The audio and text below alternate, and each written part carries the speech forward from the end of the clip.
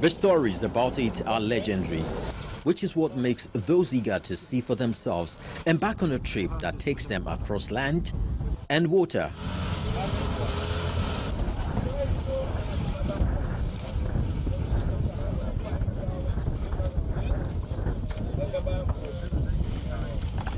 Which, as dangerous as it looks, does not deter the travelers.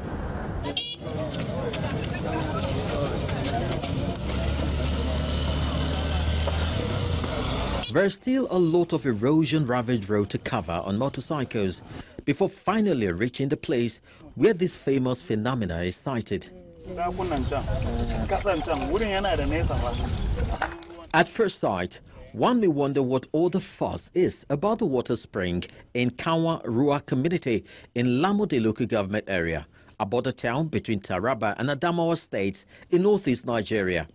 But to the people here, it provides a miraculous remedy to ailments. That perhaps may be one reason no health center exists here. Ruwan tana da Zafi kamar yadda ake shan shayi. Take this man's word for it. He's been here for over 30 years and has experienced the hot spring firsthand.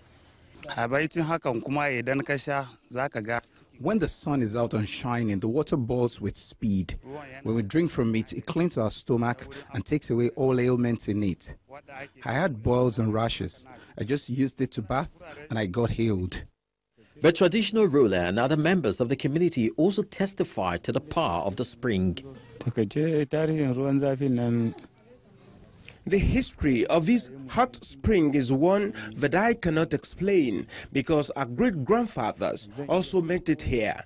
Hence, I cannot explain which year it was discovered. But on a whole, the water helps us in healing some ailments in our body. We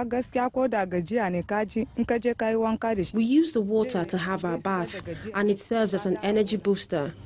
When we bring it home for cooking, it must get cold first before we reheat it. If not, it won't boil. So how does this hot water spring come about? This geologist offers an explanation. As the water is heated, there is a lot of pressure that gathers with such water. So this pressure now erupts this water to the surface.